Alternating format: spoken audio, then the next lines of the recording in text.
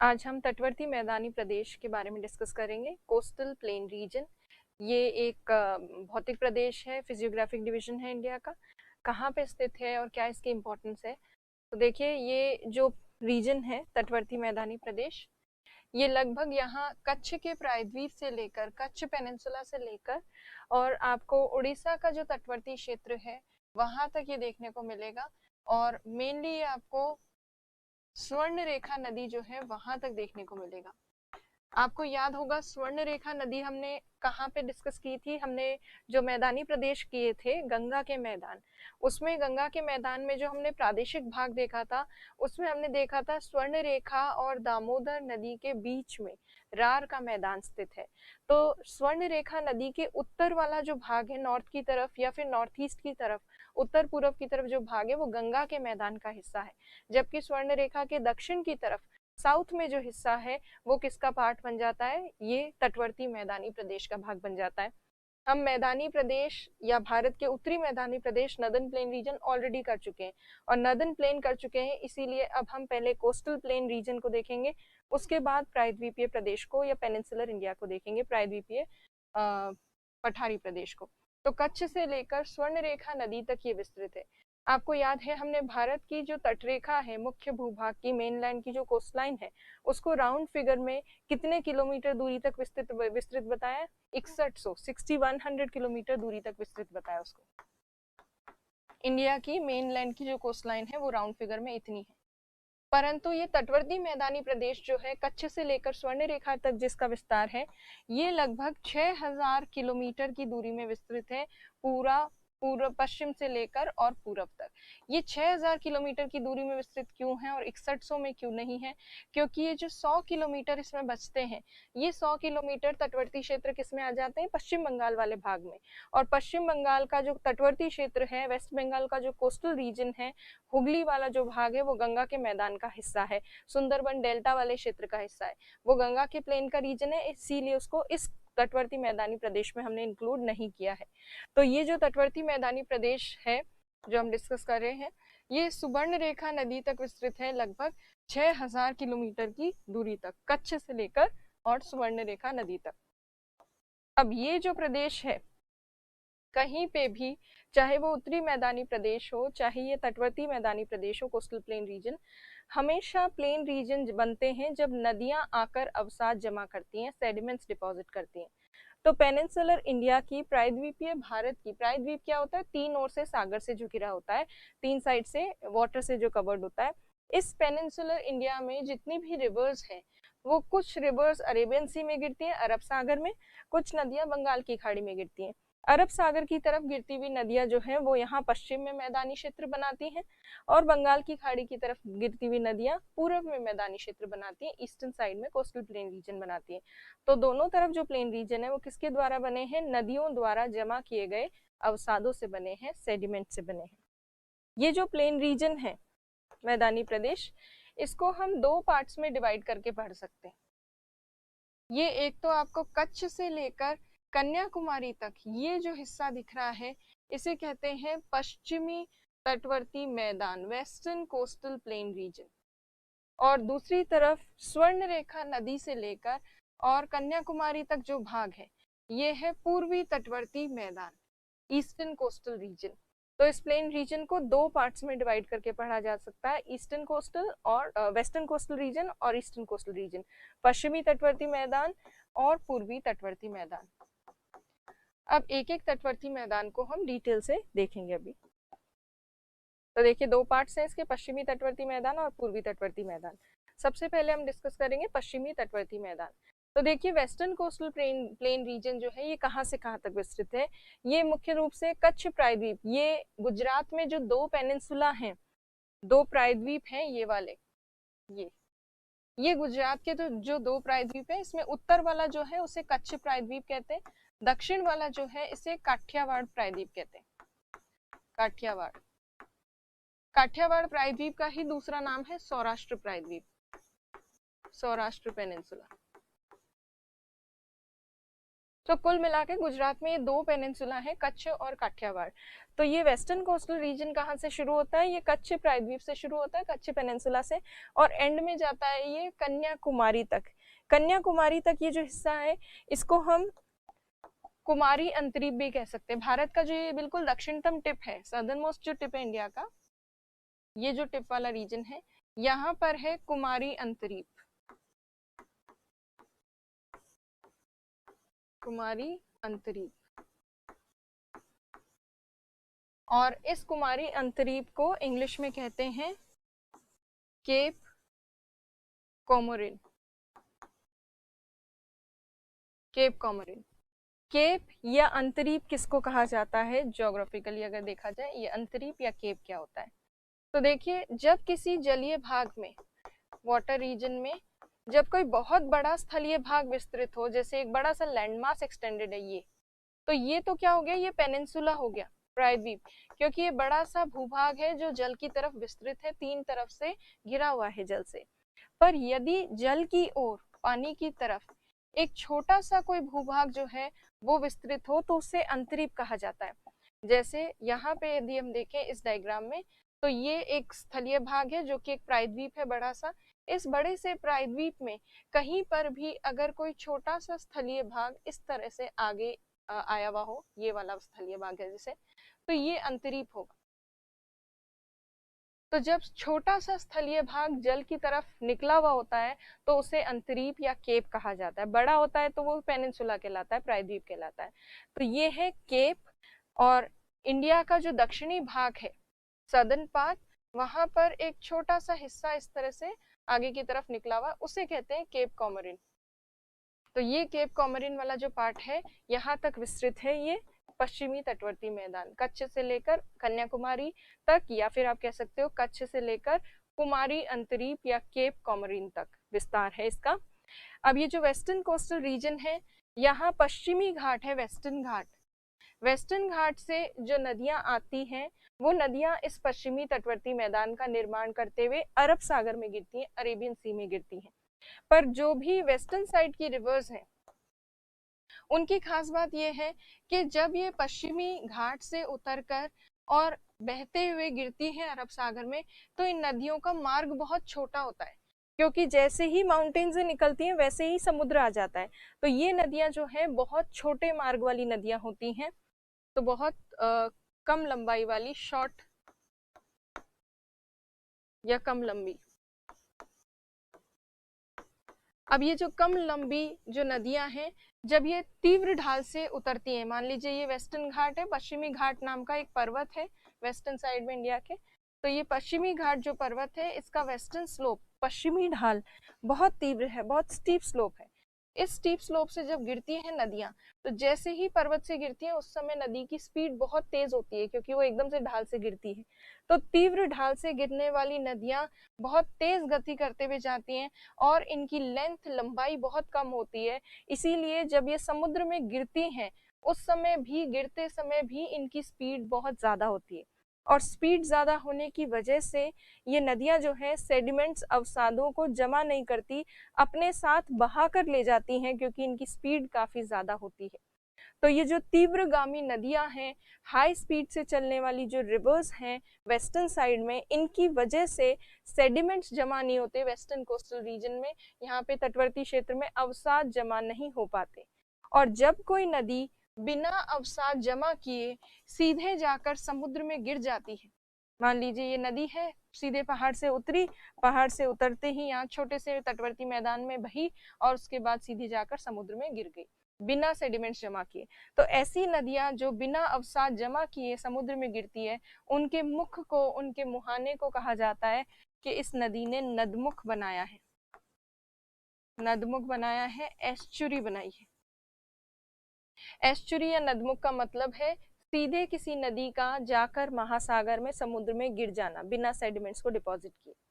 तो वेस्टर्न जो रीजन है, पश्चिमी जो तटवर्ती क्षेत्र है, वहां तीव्रगामी नदियां हैं, तेज गति से चलने वाली नदियां हैं, जो अवसाद जमा ना कर पाने के कारण नदमुख या एस्चुरी का निर्माण करती हैं, और जहां पर एस्चुरी बनती है, नदमुख बनती है, वहां कम सेडिमेंट्स डिपॉजिट होने की वजह से जो मैदानी क्षेत्र बनता है उसकी चौड़ाई थोड़ी कम होती है।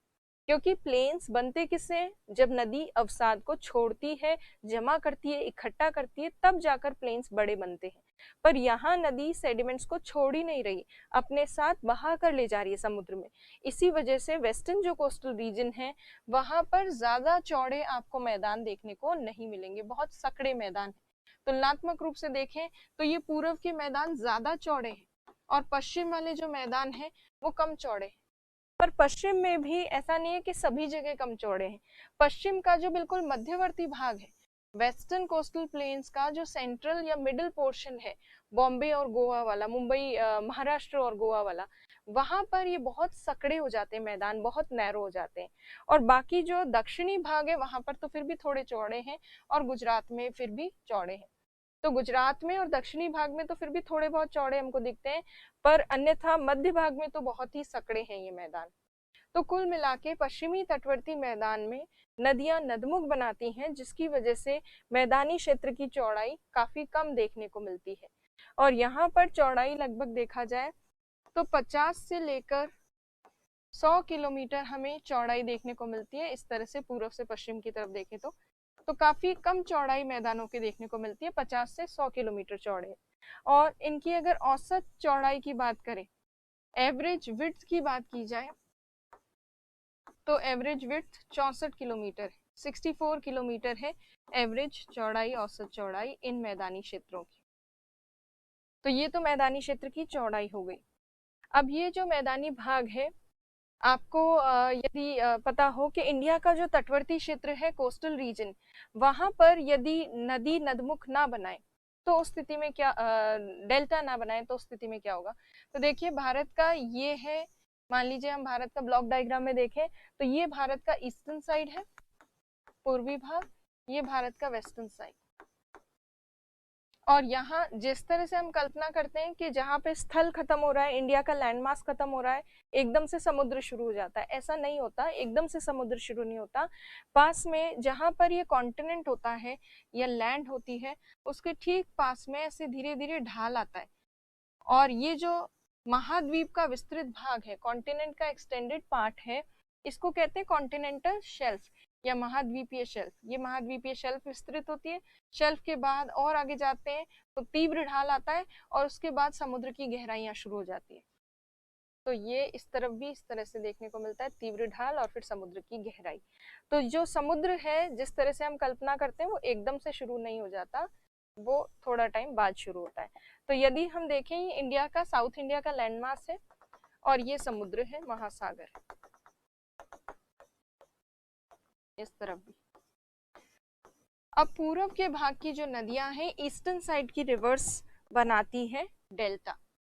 डेल्टा बनाने का मतलब है इंडिया के ईस्टर्न साइड में बंगाल की खाड़ी की तरफ गिरने वाली जो नदियां हैं, वो सेडिमेंट्स को छोड़ती हैं समुद्र में गिरने से पहले। तो उससे क्या हो जाएगा, तो देखिए यहाँ मान लीजिए ये कोई नदी है जो ईस्टर्न साइड में होते हुए जाकर गिर रही है यहाँ पर बंगाल की खाड़ी में, ये बंगाल की खाड़ी, बे ऑफ बंगाल। तो उससे क्या होता है, यहाँ अवसाद जमा होते हैं बहुत सारे। जब अवसाद निरंतर लगातार नदी जमा करती है तो तटवर्ती क्षेत्र का विस्तार हो जाता है, कोस्टल रीजन जो है वो थोड़ा एक्सटेंड हो जाता है।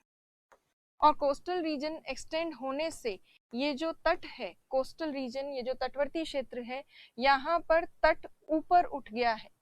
तो इस तरह के जो तट होते हैं जो ऊपर उठ जाते हैं, इस तरह के तटों को कहा जाता है इमर्ज्ड कोस्ट, इमर्ज्ड कोस्ट। तो ये इमर्ज कोस्ट वाला रीजन है जहाँ पे ऊपर उठ चुकी है तटवर्ती क्षेत्र, जो है उसका उत्थान हुआ है। तो उत्थान होने वाली उत्थित जो तटवर्ती क्षेत्र है वो यहाँ पर ईस्टर्न साइड में देखने को मिलता है, क्योंकि नदियां यहाँ डेल्टा बनाती हैं पूर्वी भाग में और अवसाद जमा करती हैं। जबकि पश्चिमी भाग की नदियां क्या है, कोई डेल्टा वेल्टा नहीं बनाती हैं, सीधी जाती हैं और समुद्र में गिर जाती हैं और समुद्र के पानी में विलीन हो जाती हैं, यहाँ कोई अवसाद जमा नहीं हुए। इसीलिए यहाँ का पश्चिमी भाग का, वेस्टर्न साइड का जो कोस्टल रीजन है, वहां नदियों के नदमुख की वजह से एस्चुरी की वजह से तटवर्ती क्षेत्र जो है वो जलमग्न ही दिखता है, ये सबमर्ज्ड ही है। तो हमारी जो वेस्टर्न कोस्ट है, पश्चिमी तट भारत का, वो सबमर्ज्ड है। तो ये जो इमर्ज कोस्ट है इसे कहा जाता है उन्मज्जन तट, और जो सबमर्ज्ड कोस्ट है, जो पानी में डूबा हुआ तटवर्ती क्षेत्र है, इसे कहा जाता है निमज्जन तट। जिस भी क्षेत्र में निमज्जन या सबमर्ज्ड कोस्ट देखने को मिलती है, वहां आसानी से तटवर्ती क्षेत्र तक जहाज पहुंच सकता है, बिल्कुल कोस्ट लाइन तक पहुंच सकता है। जैसे मान लीजिए यहाँ पर कोई जहाज आ रहा है, तो ये जो जहाज आ रहा है ये आराम से आगे तक पहुंचकर तटवर्ती क्षेत्र तक, कोस्टल रीजन तक पहुंच सकता है, बिल्कुल तट तक पहुंच सकता है। तो इसीलिए जहां निमज्जन तट होता है वहां पर बंदरगाह निर्माण के लिए काफी अनुकूल परिस्थितियां होती हैं, पोर्ट्स बनाना काफी आसान होता है बंदरगाह। जबकि ऐसा क्षेत्र जहां पे उन्मज्जन या इमर्ज्ड कोस्ट होती है, उस स्थिति में वहां पर क्या देखने को मिलता है कि अगर यहाँ पे जहाज आ रहा है, मान लीजिए ये शिप आ रहा है, तो ये जहाज कुछ दूरी तक आगे आ पाएगा, पर ज्यादा आगे तक आगे नहीं आ पाएगा, क्योंकि यहाँ पर काफी सारे सेडिमेंट्स जमा हैं, इसीलिए ये जहाज को और आगे आने से रोक देते हैं। तो इसीलिए यहाँ पर पूर्वी भाग जो है इंडिया का, यहाँ पर प्राकृतिक बंदरगाह के निर्माण के लिए इतनी अनुकूल परिस्थितियां नहीं हैं जितनी पश्चिमी तटवर्ती क्षेत्र में है, क्योंकि पश्चिमी वेस्टर्न कोस्टल रीजन जो है वो सबमर्ज्ड कोस्ट वाला रीजन है, निमज्जन तट वाला क्षेत्र है, और ईस्टर्न कोस्टल रीजन जो है वो हमें इमर्ज कोस्ट वाला रीजन देखने को मिलता है, जिसे उन्मज्जन तट वाला क्षेत्र कहते हैं। उत्थान होने वाली जो तटवर्ती क्षेत्र है वो है। तो पोर्ट्स दोनों में से कहाँ ज्यादा नेचुरली बन सकते हैं? वेस्टर्न साइड में बन सकते हैं। ईस्टर्न साइड की नदियां क्या बनाती हैं? डेल्टा बनाती हैं। डेल्टा मतलब अवसाद जमा करती हैं। वेस्टर्न साइड की नदियां क्या बनाती है? पश्चिमी भाग की नदियां नदमुख बनाती हैं। तो ये दोनों में बेसिक डिफरेंस समझ में आया होगा। प्लस ये भी आपको समझ में आया होगा, जहां डेल्टा बनता है वहां कोस्टल रीजन एक्सटेंड होता जाता है, उसकी चौड़ाई बढ़ती जाती है, पर जहां नदमुख बनाती है नदियां, एस्चुरी, वहां पे ज्यादा चौड़ा नहीं हो पाता तटवर्ती क्षेत्र।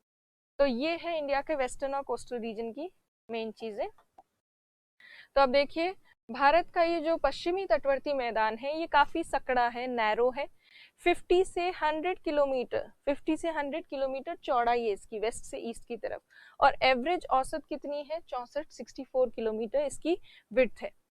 फिर नदियां क्या बनाती है? मोस्टली यहाँ की नदमुख बनाती है, क्योंकि नदियां तीव्रगामी हैं, तेजी से आती हैं, अपने साथ सेडिमेंट्स को, अवसाद को बहा कर ले जाती हैं। निमज्जन तट देखने को मिलता है, सबमर्ज्ड कोस्ट है, कहाँ? पश्चिम वाली। अभी हमने देखा सबमर्ज्ड कोस्ट क्यों है, क्योंकि नदियां सेडिमेंट्स, अवसाद जमा ही नहीं करती है, तो वो नीचे का नीचे रहता है, तटवर्ती क्षेत्र ऊपर आता ही नहीं है। तो निमज्जन तट मतलब सबमर्ज्ड कोस्ट है, पानी से भरी हुई जो तटवर्ती क्षेत्र है वो है, और बंदरगाह निर्माण के लिए यहाँ अनुकूल परिस्थितियां हैं। ये जो वेस्टर्न कोस्टल रीजन है, यहाँ कौन कौन से राज्य कवर हो रहे हैं? तो यदि देखा जाए तो यहाँ गुजरात, गुजरात के बाद महाराष्ट्र, गोवा, कर्नाटक और केरल। तो ये वेस्टर्न कोस्टल रीजन इन राज्यों में फैला हुआ है। इन राज्यों के आधार पर इस मैदानी क्षेत्र को प्रादेशिक भागों में बांटा जाता है, कुछ रीजनल पार्ट्स में डिवाइड किया जाता है। अब वो रीजनल पार्ट्स कौन से हैं वो देखते हैं। तो देखिए, 6 प्रादेशिक भाग हैं इस मैदानी क्षेत्र के, और 6 प्रादेशिक भाग ये हैं। देखिए, सबसे ऊपर वाला जो है ये कच्छ का मैदान है, जहां कच्छ का रण है, कच्छ का मैदानी क्षेत्र पहला नंबर भाग। ये दूसरा, ये वाला जो प्लेन है ये, इसे कहते हैं काठियावाड़ का मैदान, काठियावाड़ तट। फिर ये जो गुजरात के दक्षिणी भाग वाला हिस्सा है, ये पूरा सूरत वाला और वो वाला भाग, उसे कहते हैं गुजरात का मैदान। तो गुजरात में ही 3 प्रादेशिक भाग हैं, कच्छ, काठियावाड़ और गुजरात का मैदान। फिर उसके बाद महाराष्ट्र और गोवा में है कोंकण तट, महाराष्ट्र गोवा में कोंकण तट।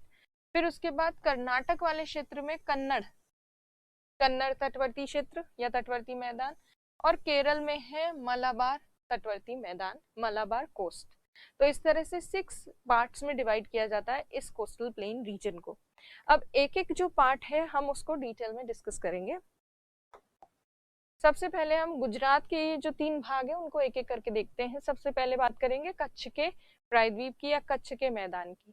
तो कच्छ मैदान, अगर हम गुजरात की जो दोनों पेनिनसुला है उनको ध्यान से देखें तो ऊपर वाला जो उत्तरी प्रायद्वीपीय भाग है वो है कच्छ का मैदान।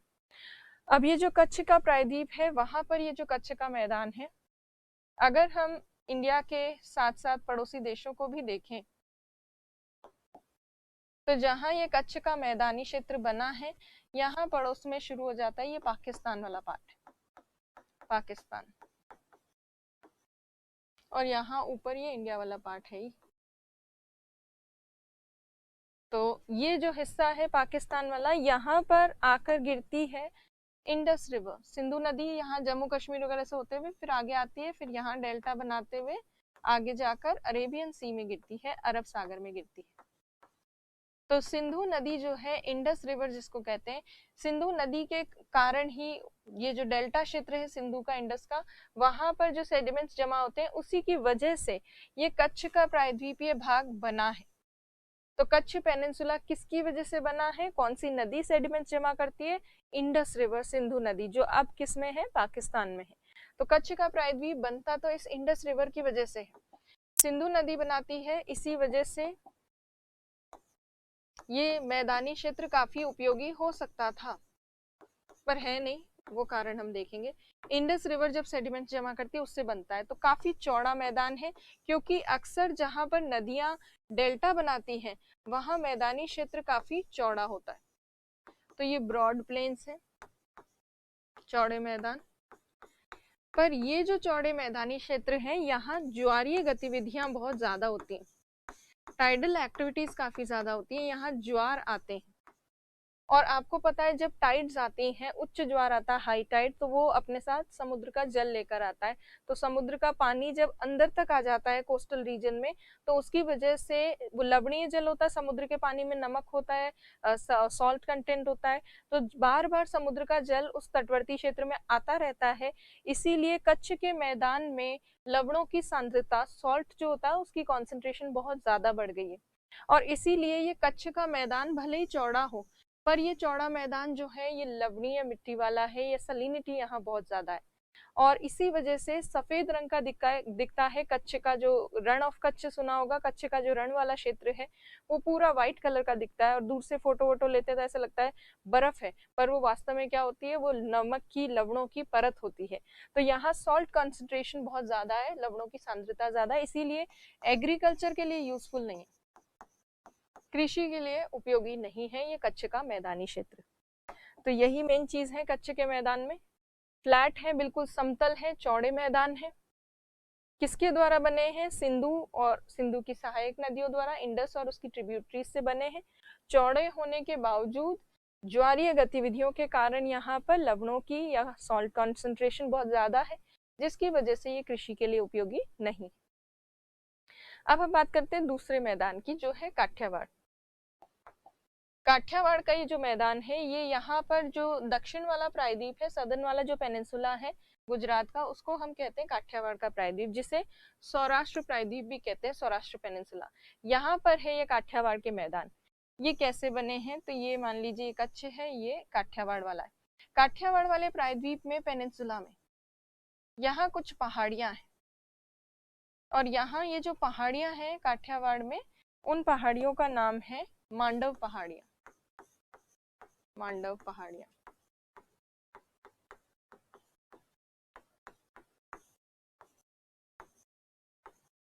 मांडव हिल्स। तो काठियावाड़ मैदान का निर्माण होता है जब मांडव पहाड़ियों से छोटी छोटी नदियां निकलती हैं, और ये नदियां यहाँ पर सेडिमेंट्स, अवसाद जमा करती हैं। तो इन नदियों के द्वारा जो अवसाद जमा हुए हैं, सेडिमेंट्स इकट्ठे हुए हैं, उससे ये मैदानी क्षेत्र बना है। पर ये मैदान क्योंकि छोटी मोटी नदियों द्वारा बना है, इसलिए बहुत ज्यादा बड़ा और विस्तृत नहीं है। तो काठियावाड़ के मैदान का निर्माण मांडव पहाड़ियों से निकलने वाली नदियां करती हैं, बट इसकी चौड़ाई इतनी ज्यादा नहीं है। बट जितना भी ये मैदान है उसमें कृषि की जा सकती है, खेती करते हैं यहाँ पर, और मेनली कोकोनट वगैरह और जो कोस्टल रीजन पे जो क्रॉप्स वगैरह ग्रो होती हैं वो यहाँ पर उगाई जाती हैं। तो ये छोटा सा और सकड़ा सा मैदानी क्षेत्र है, बट कृषि के लिए उपयोगी है। कच्छ के मैदान जैसा नहीं है कि बड़ा है पर एग्रीकल्चर के लिए यूजफुल नहीं है, ये वाला यूजफुल है। तो देखिए ये जो है ये नैरो है, सकड़ा मैदान है, छोटा मैदान है, पर नदियां कौन सी बनाती है, मांडव पहाड़ियों से आने वाली नदियां बनाती हैं, कृषि के लिए उपयोगी है। अब गुजरात का जो तीसरा मैदानी क्षेत्र है उसको हम देखेंगे। तीसरा मैदानी क्षेत्र यहाँ काठियावाड़ के ठीक आगे, ये वाला पूरा जो हिस्सा है गुजरात का, ये दक्षिणी भाग, ये कॉर्नर, यहाँ पर जो कोस्टल प्लेन है, तटवर्ती मैदान, वो गुजरात के मैदान कहलाते हैं। तो देखिए गुजरात के मैदान ये यहाँ से लेकर इस पर्टिकुलर पार्ट से होते हुए ये पूरा जो हिस्सा है जितना भी गुजरात का, वो इसमें सम्मिलित है। तो काफी चौड़े मैदान है ये, काफी ब्रॉड प्लेन्स है ये। और ये जो चौड़े मैदानी क्षेत्र हैं ये बने कैसे हैं, यहाँ पे बहुत सारी प्रमुख नदियां आती हैं, जैसे खास तौर पर साबरमती नदी, माही नदी, वो सब नदियां यहाँ आकर खंबात की खाड़ी में गिरती हैं, गल्फ ऑफ खंबात में। उसकी वजह से ये काठियावाड़ का जो काठियावाड़ क्या, गुजरात का मैदानी क्षेत्र जो है वो बनता है। तो मेन नदियां जो है वो तो है साबरमती, साबरमती, माही, ये मेन नदियां हैं। और उसके साथ साथ थोड़ा बहुत सहयोग किया जाता है नर्मदा नदी और तापी नदी द्वारा। पर नर्मदा और तापी नदियां ज्यादा बड़ा सहयोग नहीं करती, क्योंकि नर्मदा और तापी दोनों ही नदियां जो हैं वो क्या बनाती हैं, नदमुख बनाती हैं, एस्चुरी बनाती हैं। तो एस्चुरी बनाने वाली रिवर्स, इसलिए ज्यादा बड़ा कंट्रीब्यूशन नहीं है, ज्यादा कंट्रीब्यूशन इनका रहता है। तो गुजरात के मैदान जो है ये गुजरात के दक्षिणी भाग में सदर्न पार्ट में स्थित मैदान है, जिनका निर्माण मेनली साबरमती, माही, नर्मदा, तापी जैसी नदियां करती हैं, और काफी चौड़े मैदान है, और कृषि के लिए, एग्रीकल्चर के लिए बहुत यूजफुल है, खेती के लिए काफी उपयोगी हैं, क्योंकि काफी चौड़े भी हैं। तो ये वाला जो प्लेन रीजन है बहुत यूजफुल है गुजरात के लिए। अगर तीनों प्लेन रीजन जो गुजरात में है उनकी तुलनात्मक रूप से अगर हम देखें तो सबसे ज्यादा उपयोगी ये वाला बड़ा वाला चौड़ा वाला मैदान जो है ये है, क्योंकि रण ऑफ कच्छ वाला एरिया लवणीय था, ये यहाँ वाला जो एरिया मांडव पहाड़ियों से निकलने वाली नदियों से जो बनता है ये बहुत छोटा है, सकड़ा है, पर ये वाला क्षेत्र सबसे ज्यादा कृषि के लिए गुजरात में उपयोगी है, और काफी चौड़ा भाग भी है। तो देखिए located in southern coastal region of Gujarat, बिल्कुल महाराष्ट्र के बॉर्डर के पास, ऊपर वाला जो सूरत के आसपास वाला जो गुजरात वाला हिस्सा है वो पूरा इसमें सम्मिलित है। साबरमती, माही, नर्मदा, तापी नदियों से बनता है, बहुत अत्यधिक उपजाऊ है और कृषि के लिए बहुत उपयोगी है। अब हम बात करेंगे कोंकण के मैदान की। कोंकण का मैदान कहाँ से कहाँ तक है, तो मेनली अगर हम देखें तो ये शुरू हो जाता है सूरत के आगे से, मतलब गुजरात वाला जो हिस्सा है उसमें सूरत वाले भाग के ठीक आगे से शुरू हो जाता है और गोवा तक रहता है। अगर मुख्य रूप से देखें तो महाराष्ट्र, महाराष्ट्र और गोवा, इन दो राज्यों में विस्तृत है ये कोंकण का मैदान। अब इस कोंकण के मैदान की अगर हम देखें, पूरा वेस्टर्न कोस्टल रीजन में दक्षिणी भाग, सदर्न पार्ट भी चौड़ा है पश्चिमी तटवर्ती मैदान का, और उत्तरी भाग भी चौड़ा है, पर ये मध्य वाला जो भाग है, बीच वाला, यहाँ पर गोवा और महाराष्ट्र में बहुत कम नदियां हैं जो यहाँ पर आकर गिर रही हैं, और जो गिर भी रही हैं वो नदमुख बना रही हैं।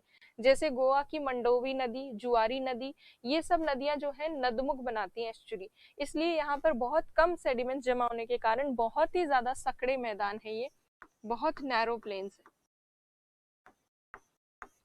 और सकड़े होने के साथ साथ ये पथरीले भी हैं, उबड़ खाबड़ भी हैं, पथरीले हैं, उबड़ खाबड़ है और बहुत सकड़े भी हैं, इसीलिए ज्यादा बड़े स्तर पर यहाँ पर खेती वगैरह नहीं की जा सकती।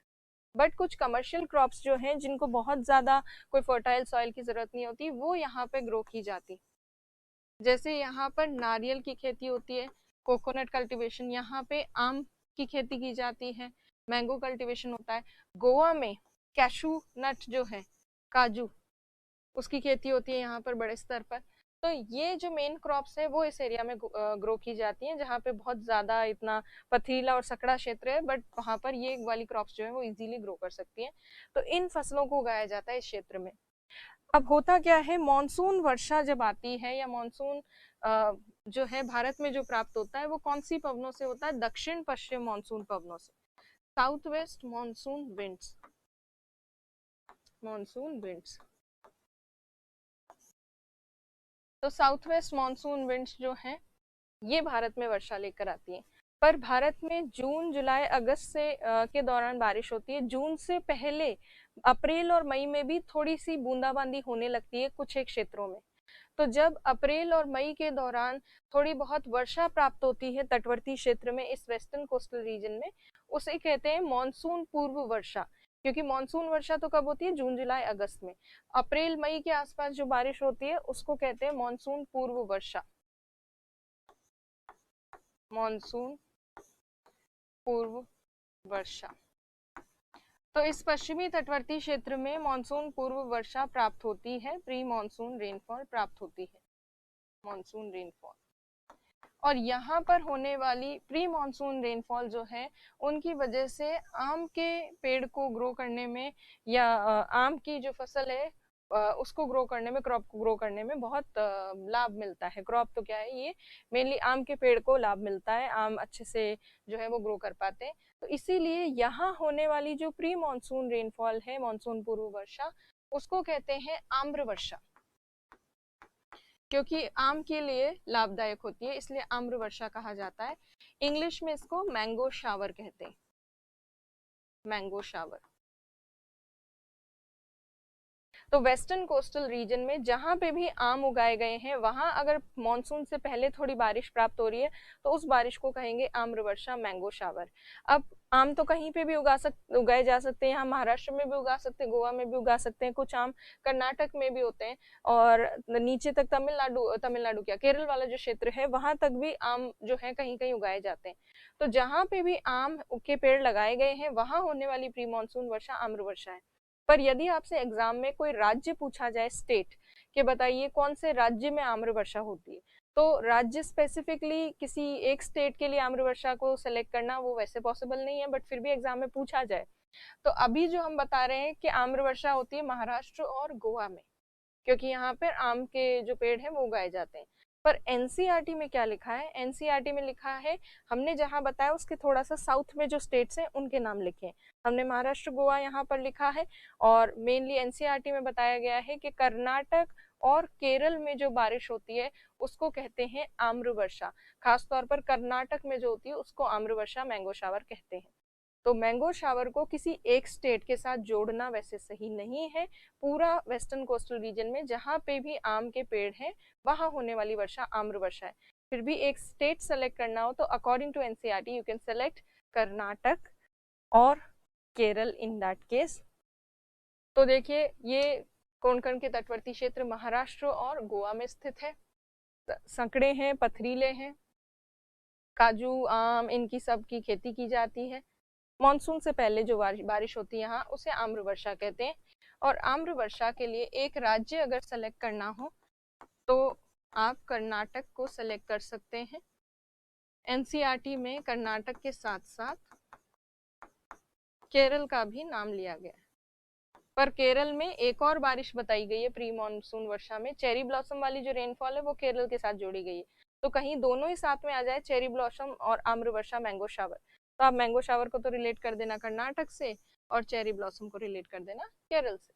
वैसे अगर कोस्टल प्लेन की बात करते हैं तो सभी जगह आम्र वर्षा जो है नाम टाइटल दिया जा सकता है, स्पेशली महाराष्ट्र गोवा के आगे जितने भी राज्य हैं उन सबको।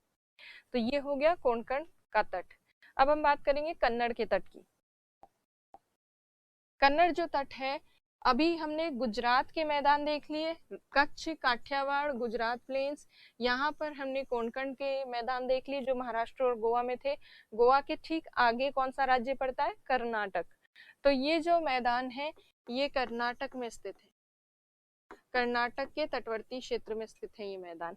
अब कर्नाटक के तटवर्ती क्षेत्र में क्या होता है, पश्चिमी घाट वाला जो भाग है, वेस्टर्न घाट, वेस्टर्न घाट एक पश्चिमी तट पर जो पर्वत है उसकी बात है ये। तो वेस्टर्न घाट वाला जो पर्वतीय क्षेत्र है वहां से जो नदियां गिरती हैं, रिवर्स, वो नदियां आकर और इस कन्नड़ के मैदानी क्षेत्र में वाटरफॉल बनाती हैं। स्पेशली एक बहुत फेमस वाटरफॉल यहाँ कर्नाटक में स्थित है, और वो वाटरफॉल जो यहाँ पे बनाती है नदी, उसका नाम क्या है? तो उसे कहते हैं, यहाँ पर एक शरावती नाम की नदी है। ये शरावती नाम की जो नदी है यहाँ पे एक वाटरफॉल बनाती है और उस वाटरफॉल का नाम है जोग फॉल। काफी फेमस वाटरफॉल है। इस जॉगफॉल को गेरोसोपा वाटरफॉल भी कहते हैं, गेरोसोपा। तो इसके डिफरेंट नेम्स हैं, गेरोसोपा, महात्मा गांधी जलप्रपात भी कहते हैं, महात्मा गांधी वाटरफॉल। तो डिफरेंट नेम्स हैं। तो अगर हम कन्नड़ के मैदान की बात करें तो ये एक ऐसा मैदान है जहाँ विभिन्न नदियां जलप्रपात बनाते हुए गिरती हैं पश्चिमी घाट से। उनमें से एक बहुत फेमस वाटरफॉल है जॉगफॉल, जिसका नाम गेरोसोपा या महात्मा गांधी जलप्रपात भी है। उसके अलावा ये तटवर्ती क्षेत्र भी कोई बहुत ज्यादा चौड़ा नहीं है, ये भी थोड़ा सकड़ा ही है। और इस तटवर्ती क्षेत्र में भी कुछ फसलें उगाई जाती है, कुछ खेती की जाती है। खास तौर पर कॉफी वगैरह जो है इसके आसपास पश्चिमी घाट के जो ढाल है वेस्टर्न कोस्ट के पास, वहां पर कॉफी कल्टीवेशन वगैरह किया जाता है। इसीलिए जब यहाँ कर्नाटक में मॉनसून से पहले जो बारिश होती है वो कॉफी के लिए लाभदायक होती है, या कहवा कहते हैं कॉफी को हिंदी में। तो कहवा की खेती के लिए या कॉफी कल्टीवेशन के लिए लाभदायक होती है। और जब मॉनसून से पहले यहाँ वर्षा होती है, प्री मॉनसून रेनफॉल, उसकी वजह से क्या होता है, कॉफी के जो फूल होते हैं वो खिल उठते हैं। और इसीलिए यहाँ होने वाली प्री मॉनसून वर्षा को कहा जाता है चेरी ब्लॉसम, चेरी ब्लॉसम। इसका कोई संबंध चेरी से नहीं है, चेरी ब्लॉसम का संबंध है कॉफी से। कॉफी के फूलों को खिलाने वाली जो वर्षा है, जिसको फूलों वाली वर्षा भी कहते हैं, उसी को चेरी ब्लॉसम कहा गया है। ब्लॉसम का मतलब है खिलना। तो इसीलिए यहाँ पर कॉफी की खेती के लिए एक लाभदायक प्री मॉनसून वर्षा होती है, मॉनसून से पहले वाली बारिश, उसको चेरी ब्लॉसम कहते हैं। हम चेरी ब्लॉसम कहाँ बता रहे हैं, कर्नाटक में, कन्नड़ के मैदानी क्षेत्र में। अदरवाइज कॉफी के लिए प्री मॉनसून रेनफॉल, जहाँ पे भी कॉफी की खेती की जा रही है और मॉनसून से पहले बारिश हो रही है, उसको चेरी ब्लॉसम ही कहा जाएगा, चाहे वो इस स्टेट में, कर्नाटक स्टेट में हो, चाहे केरल में हो, चाहे किसी और जगह। एनसीईआरटी में चेरी ब्लॉसम के लिए एक पर्टिकुलर जो स्टेट बताया गया है वो है केरल। तो अगर आपको एक ही चुनना हो कोई राज्य के चेरी ब्लॉसम कहाँ होती है, तो वो आप केरल राज्य जो है उसको चुन सकते हो। तो ये है कन्नड़ के मैदान। कन्नड़ के मैदान में मुख्य क्या बात थी, एक ही बात है कि एक तो वाटरफॉल्स बनते हैं यहाँ पे अच्छे खासे, और उसके अलावा प्री मॉनसून रेनफॉल यहाँ की क्या है, चेरी ब्लॉसम नाम से जानी जाती है। तो देखिए कर्नाटक में स्थित है ये। उसके अलावा यहाँ पर जलप्रपात बनाया जाता है जिसे जॉग फॉल, शरावती नदी बनाती है जिसे jog fall, गेरोसोपा, Mahatma Gandhi waterfall, इन सब के नाम से जाना जाता है। और मानसून से पहले जो बारिश होती है उसे चेरी ब्लॉसम कहते हैं, जो कॉफी की खेती के लिए, कहवा के लिए उपयोगी, कहवा मीन्स कॉफी। अब हम बात करेंगे लास्ट का जो मैदानी क्षेत्र है मलाबार तट, उसकी। काफी इंपॉर्टेंट है मलाबार तट वाला क्षेत्र। एक तो ये मलाबार तट है कहाँ पर, ये केरल में स्थित है। केरल, केरल में स्थित होने के साथ साथ और क्या इसके महत्वपूर्ण बिंदु हैं वो देखते हैं अभी। देखिए केरल में स्थित ये जो मैदानी क्षेत्र है, ये वो तट है जहां सबसे पहले मॉनसून प्रारंभ होता है। मेनलैंड में, मुख्य भूभाग में जब मॉनसून वर्षा प्रारंभ होती है जून से, तो सबसे पहले मलाबार तट में ही मॉनसून वर्षा जो है वो प्रारंभ होती है। तो एक तो मॉनसून वर्षा सबसे पहले स्टार्ट होती है यहीं से, मेनलैंड में। दूसरी चीज, ये जो मैदान है, जैसे हमने देखा गुजरात के मैदान चौड़े थे, वैसे ये दक्षिण वाला, ये वाला जो मैदानी भाग है, ये भी काफी चौड़ा है, ब्रॉड है, काफी चौड़ा मैदान है ये। और इस चौड़े मैदानी क्षेत्र में अगर आपको याद हो, तो जब हमने इंडिया का इंट्रोडक्शन वाला फर्स्ट चैप्टर किया था, उसके बाद जो सेकंड चैप्टर स्टार्ट किया था, उसके स्टार्टिंग में हमने भारत का सबसे उच्चतम भाग और भारत का सबसे निम्नतम भाग जो है वो देखा था। तो निम्नतम भाग भारत का, या लोवेस्ट पॉइंट जो है इंडिया का, वो इसी तटवर्ती क्षेत्र में देखने को मिलता है, लोवेस्ट पॉइंट ऑफ इंडिया। और वो लोवेस्ट पॉइंट ऑफ इंडिया क्या है, कुट्टनाड नाम का एक स्थान, कुट्टनाड। याद आया आपको कुट्टनाड, अगर आपने याद किया हो, आलापूजा जिले में। और कुट्टानाड वाला जो क्षेत्र है, उस टाइम जब मैंने आपको बताया था तब मैंने ये भी बताया था, ये कुट्टानाड वाला क्षेत्र एक ऐसा क्षेत्र है जहां विश्व में, कुट्टानाड, जहां विश्व में सी लेवल से नीचे, बिलो सी लेवल जो है, राइस कल्टीवेशन होता है, बिलो सी लेवल। मतलब ये सी लेवल से कितना नीचे है, 2 मीटर नीचे है, -2.2 मीटर नीचे, मतलब जितना भी समुद्र स्तर होता है उससे नीचे गहराई पर है, 2 मीटर गहराई पर लगभग। और इस समुद्र तल से नीचे चावल की खेती की जाती है यहाँ पर, और वो भी परंपरागत तरीके से की जाती है। तो इस मलाबार तटवर्ती क्षेत्र में चावल की खेती होती है, वो भी कुछ एक क्षेत्रों में समुद्र तल से नीचे खेती की जाती है, जहाँ पर काफी सारा भाग जलमग्न होता है, पानी में काफी सारा हिस्सा डूबा हुआ होता है, उस एरिया में यहाँ खेती करते हैं चावल की, वो भी परंपरागत तरीके से करते हैं। इसलिए ये कुट्टानाड वाला क्षेत्र बहुत इंपॉर्टेंट है और ये भारत का निम्नतम बिंदु भी है। उसके साथ साथ इस चौड़े मैदानी क्षेत्र में तेजी से मानसून पवनें आती है इसकी तरफ, और यहाँ पर इंडिया का जो वो पेनिनसुला है वो काफी नैरो हो जाता है यहाँ पर आते आते। तो मानसून पवनों का, तीव्र मानसून पवनों का ये जो हिस्सा है, ये वाला पार्ट इंडिया का, इसको बहुत इंटेंस मानसून विंड्स का सामना करना पड़ता है। उसकी वजह से क्या होता है कि यहाँ पर मानसून पवनों के कारण तटवर्ती क्षेत्र के पास, कोस्टल रीजन के पास काफी सारी गाद इकट्ठी हो जाती है, मिट्टी, और उस गाद और मिट्टी की वजह से क्या होता है वो देखिए। मान लीजिए ये तटवर्ती क्षेत्र है और यहाँ पर ये काफी सारी रेत, मिट्टी, गाद इकट्ठी हो गई। तो ऐसे जब कोस्ट के पास कई जगह गाद और मिट्टी इकट्ठी हो जाती है, उससे तटवर्ती क्षेत्र के पास, कोस्टल रीजन के पास कुछ पानी इकट्ठा हो जाता है ये, और ये पानी जो है ये समुद्र के जल के साथ जुड़ा हुआ भी है और उससे अलग भी है। तो जब भी किसी भी अवरोध के कारण, चाहे वो गाद मिट्टी की एक बाउंड्री बन गई हो, चाहे किसी और रीजन से, चाहे कोई कोरल रीफ हो, प्रवाल भित्ति हो बीच में, किसी भी कारणवश जब तट के किनारे के ठीक पास में कुछ पानी बिल्कुल पृथक रूप से रह जाए, बिल्कुल सेपरेट रह जाए, यहाँ पर समुद्र में मिक्स ना हो, तो इस तरह की तटवर्ती जो झीलें होती है, बिल्कुल कोस्ट के पास जो लेक्स बनती हैं, उन लेक्स को कहते हैं, ऐसी तटवर्ती झीलों को कहते हैं लेगून झीलें, लेगून झीलें।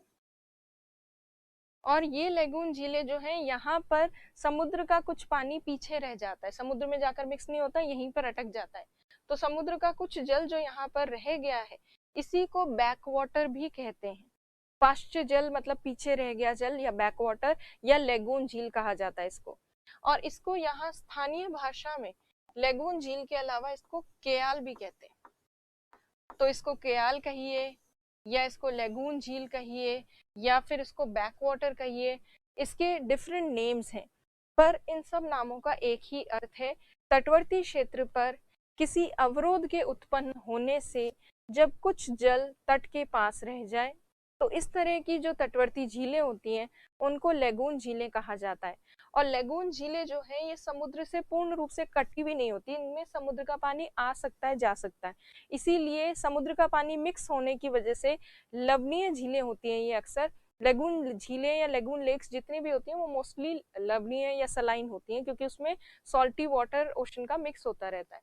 तो यहाँ पर कई सारी लेगून झीलें पाई जाती हैं केरल के इस तटवर्ती क्षेत्र में, जैसे वेम्बनाड झील, अष्टमुड़ी झील। वेम्बनाड और अष्टमुड़ी झील जो है उनके बारे में आप 5-5 लाइनों में थोड़ा बहुत इंट्रोडक्शन पार्ट वो लिखिएगा गूगल से देख के कि क्या प्रमुख है इन झीलों के बारे में, क्या मेन चीज है। तो आज का होमवर्क आपका ये है कि वेम्बनाड और अष्टमुड़ी झील जो है उनके बारे में कुछ 2-4 चीजें लिखिए। मान लीजिए एग्जाम में आ जाए तो आप क्या लिखेंगे, क्या जानते हैं आप उनके बारे में। तो यहाँ पर वो स्थित है 2 लेगून झीलें जो काफी इंपॉर्टेंट है, वेम्बनाड और अष्टमुड़ी।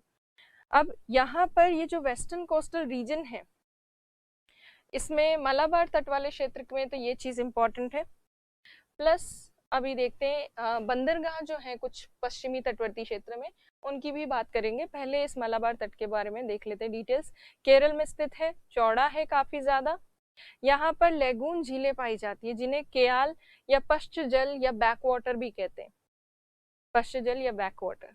और यहाँ पर ये जो लेगून लेक्स होती हैं इनमें समुद्र के जैसा आनंद भी आता है। यहाँ पे जो वाटर स्पोर्ट्स किए जाते हैं उसमें ऐसा लगता है बिल्कुल फीलिंग ओशन जैसी वाटर स्पोर्ट्स की आती है, बट वो सेफ होता है क्योंकि आगे जाकर समुद्र के तक जुड़ने से पहले वहाँ पे एक अवरोध होता है, एक बैरियर होता है, इसीलिए सेफ होती है लेगून झीलें। तो इस तरह की लेगून झीलों में काफी सारे वाटर स्पोर्ट्स किए जाते हैं। खास तौर पर नौका दौड़ जो है एक बोट रेस वो स्पेशली यहाँ पे की जाती है। यहाँ की बोट रेस आपने डीडी नेशनल जो होता है उसमें कई बार लाइव भी देखी होंगी, जिसमें बहुत सारे लोग एक लंबी सी नाव पे बैठे होते हैं और तेजी से चापू चलाते हैं, बहुत सारे लोग एक साथ चापू चलाते तेज तेज। तो इस तरह की जो बोट रेस यहाँ पर होती है उसका नाम है नेहरू ट्रॉफी वल्लमकाली नाम की यहाँ पर बोट रेस होती है। और ये पुन्नामादा कयाल, या जिसको वेम्बानाड झील का ही दूसरा नाम है पुन्नामादा कयाल, वहां पर ये नेहरू ट्रॉफी वल्लमकाली नाम की बोट रेस होती है। वहां की भाषा में वल्लमकाली का मतलब होता है नौका दौड़। तो वाटर स्पोर्ट्स के लिए, नौका दौड़ के लिए ये लगून झीलें इंपॉर्टेंट है। प्लस इन लगून झीलों में मत्स्य पालन भी किया जाता है, मछलियां जो हैं वो पाली जाती हैं, फिश रेयरिंग भी की जाती है। तो लगून लेक्स के काफी सारे इंपॉर्टेंट जो है महत्व काफी सारे हैं। तो लगून झीलों के लिए ये तटवर्ती क्षेत्र जाना जाता है। वेम्बानाड और अष्टमुड़ी झीलों के बारे में आपको लिखना, ये आपका होमवर्क है।